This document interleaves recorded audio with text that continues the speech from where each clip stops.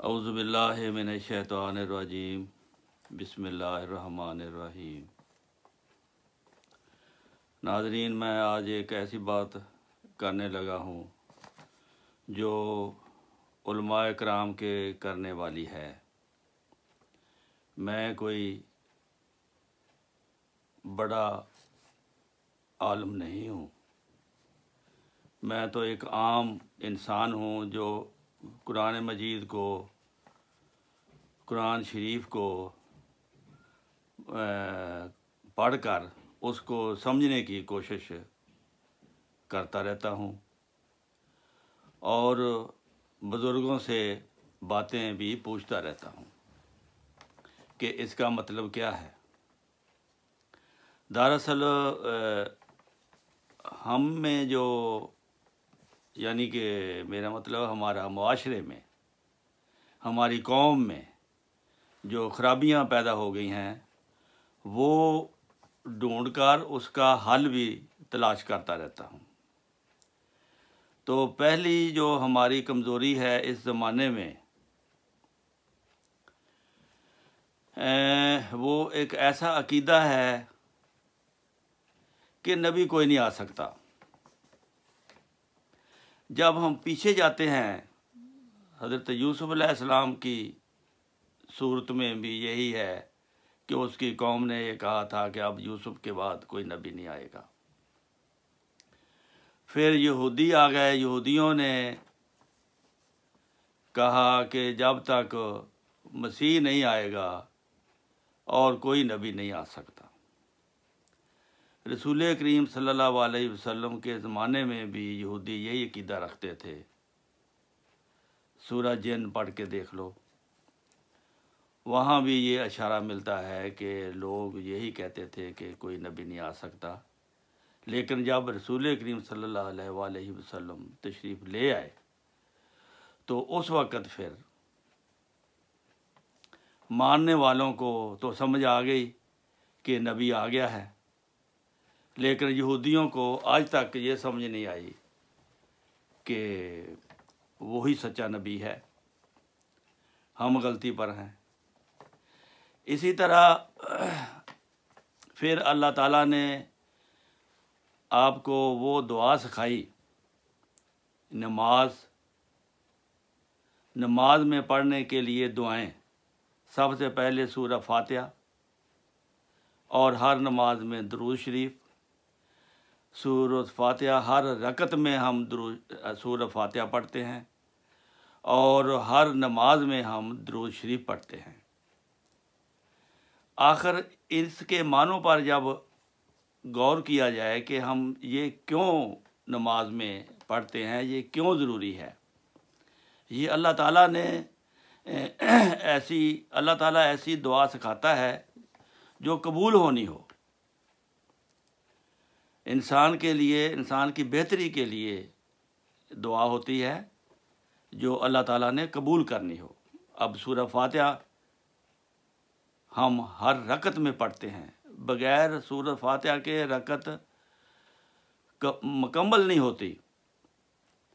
تو اس میں ہم کیا دعا مانگتے ہیں؟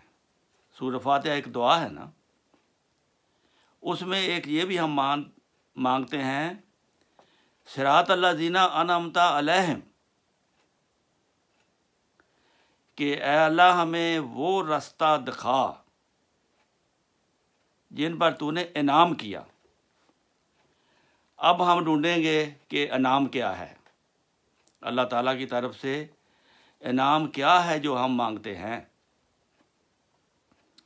پھر جب رکعت ختم ہوتی ہے تو ہم درود شریف پڑھتے ہیں۔ درود شریف کا ترجمہ آپ پڑھیں اگر، تو اس میں ہم یہ مانگتے ہیں کہ اے اللہ، جو نعمتیں، برکتیں آپ نے حضرت ابراہیم علیہ السلام اور اس کی آل پر بھیجی ہیں، وہی نعمتیں اور برکتیں رسول کریم صلی اللہ علیہ وسلم اور اس کی آل پر بھیج۔ آل سے مراد روحانی آل، جو اس کے ماننے والے جو اس کی امت کہلاتے ہیں، وہ آل ہوتی ہے، کیونکہ حضرت نوح علیہ السلام کے زمانے میں بھی یہ مسئلہ کھول دیا تھا، جب بیٹے کے لیے آپ نے دعا کی تھی کہ اے اللہ وہ میرا بیٹا ہے، تو نے کہا تھا کہ تیری آل کو بچاؤں گا، اللہ نے کہا کہ خبردار وہ تو نافرمان ہے، وہ تمہاری آل نہیں ہے، جو تیرے مارنے والے جو کشتی میں بیٹھے ہیں وہ تیری آل ہیں۔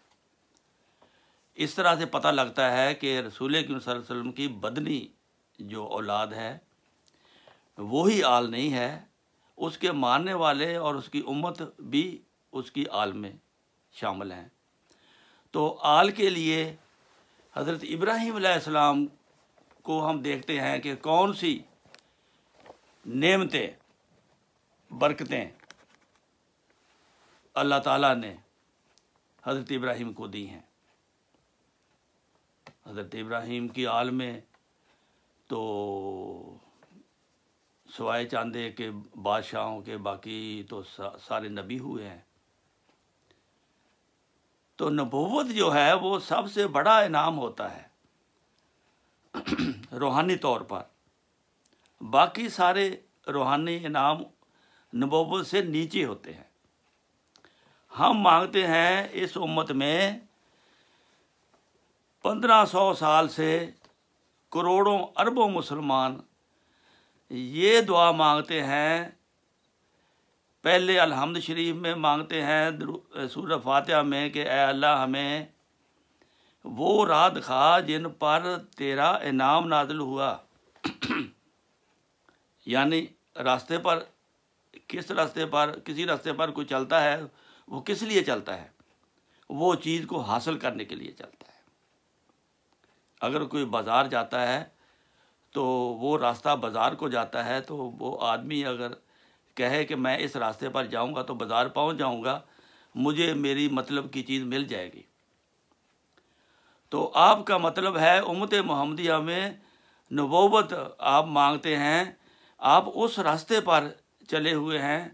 اللہ تعالیٰ نے آپ کو یہ دعا سکھائی ہے کہ آپ مجھ سے یہ مانگیں کہ ہمیں نبیوں کے راستے پر چلا، یعنی اس امت میں بھی اسی طرح نبی عطا فرما جس طرح آپ نے ابراہیم علیہ السلام کی امت میں نبی عطا فرمائے ہیں۔ یہ روحانی طور پر گہرائی میں جا کر سمجھنے کی بات ہوتی ہے کہ اللہ تعالیٰ نے ہمیں یہ دعا کیوں سکھائی اور درود شریف ہمیں کیوں سکھایا۔ جب درود شریف ہم پڑھتے ہیں تو اللہ تعالیٰ کی رحمتیں اور برکتیں ویسے ہی بے شمار ہیں، یہ ہمارا یقین ہے اور ہوتا بھی ہے۔ آپ زیادہ درود شریف جتنا پڑھو گے، یہاں تک آپ کو انعام مل جائے گا کہ آپ کو نبی کریم صلی اللہ علیہ وسلم کی زیارت بھی ہو جاتی ہے۔ بہت زیادہ درود شریف پڑھنے سے خدا کا نور نازل ہوتا ہے۔ خدا کا نور کہاں نازل ہوتا ہے؟ جہاں اس کے انعام ہوں۔ نبیوں پر خدا تعالیٰ کا نور نازل ہوتا ہے۔ تو یہ درود شریف میں ہم کہہ کر یہ دعا مانگتے ہیں کہ یا اللہ اس امت میں نبی بھیج، جس طرح تو نے ابراہیم علیہ السلام اور اس کی آل میں بھیجے، اسی طرح تو حضرت محمد رسول اللہ صلی اللہ علیہ وسلم کی آل میں بھی نبی بھیج۔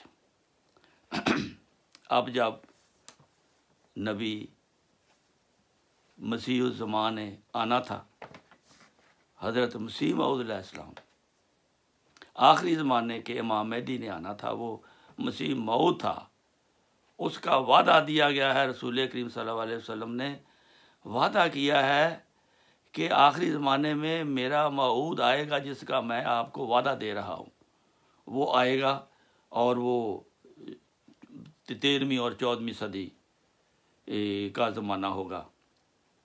جب وہ آئے گا لوگ اس کی مخالفت کریں گے۔ تو یہ ہے بھائی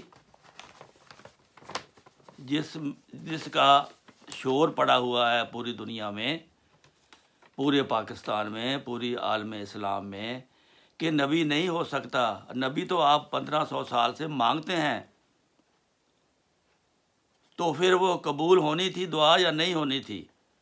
جب دعا قبول ہی نہیں ہونی تھی تو آپ کو اللہ تعالیٰ نے یہ دعا سکھانی نہیں تھی، یہ قبول ہونی تھی۔ آپ نے نبی بھیجنا تھا، وہ مہدی آنا تھا، وہ موعود آنا تھا، جس کا وعدہ حدیثوں میں بھی ہے، قرآن میں بھی ہے کہ خلافت علی منہاج نبوت اس امت کو دی جائے گی۔ خلافت علی منہاج نبوت سے کیا مراد ہے؟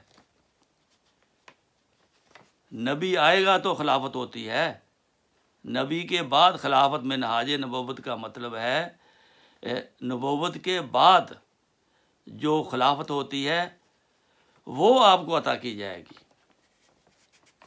ایک تو خلافت مل گئی رسول کریم صلی اللہ علیہ وسلم کے زمانے میں، اب دوسری خلافت جو ہے، جو آپ مانگتے ہیں 1500 سال سے، وہ 14ویں صدی میں آنی تھی۔ وہ مسیح موعود تھا جس کو خدا نے نبی بھی بنا کر بھیجا، لیکن نبی وہ صاف کہتا ہے، کھل کر کہتا ہے کہ میرا اس میں کوئی کمال نہیں ہے، یہ نبی کریم صلی اللہ علیہ وسلم کی برکت سے، اس کی غلامی میں، اسی کے دین کو پھیلانے کے لیے، اسی کے دین کی اشاعت کے لیے میں آیا ہوں، مجھے بھیجا ہے، مجھے خدا نے نبی کا لقب دیا ہے۔ موسیٰ علیہ السلام کے بعد عیسیٰ علیہ السلام تک جتنے نبی آئے ہیں وہ سارے آپ کے امتی نبی تھے۔ موسیٰ کی امت میں اگر سینکڑوں نبی آ سکتے ہیں تو امت محمدیہ میں یارو ایک نبی بھی نہیں آ سکتا۔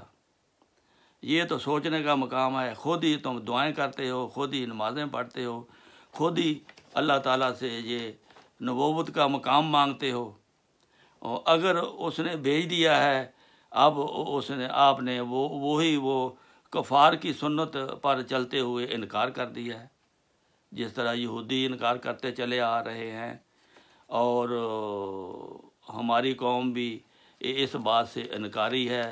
یہاں قانون بن گئے ہیں، یہاں اسمبلیوں میں یہ معاملہ پیش ہوا ہے کہ نبی نہیں آ سکتا۔ کس طرف یہ امت جا رہی ہے؟ اللہ تعالیٰ ہماری امت پر رحم کرے۔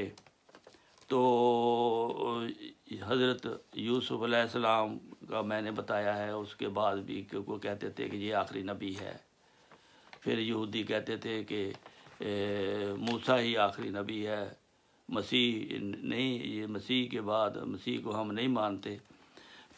تو یہ چیزیں تو یہودیوں میں ہیں۔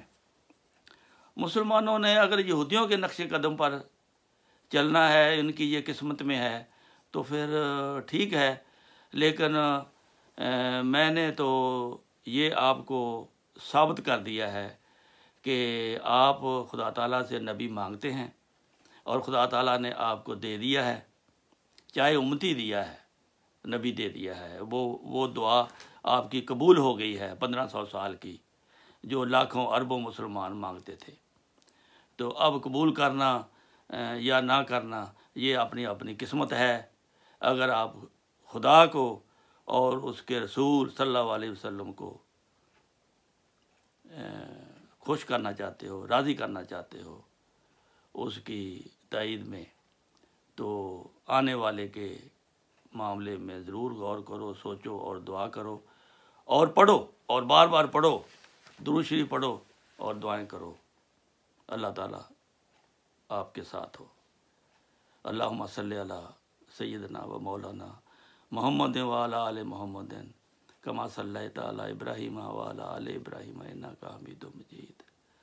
اللہم بارک علی محمد وعلی آل محمد کما بارکت علی ابراہیم وعلی آل ابراہیم انک حمید مجید۔ السلام علیکم ورحمۃ اللہ وبرکاتہ۔ اگر یہ میری باتیں آپ کو پسند آئی ہوں تو پلیز اس کو شیئر بھی کریں اور چینل کو سبسکرائب بھی کریں، گھنٹی بھی دبائیں، تاکہ آپ کو اور بھی اسی قسم کی سادہ زبان میں مسائل جو اختلافی مسائل ہیں وہ سادہ زبان میں آپ کو بتائے جائیں گے۔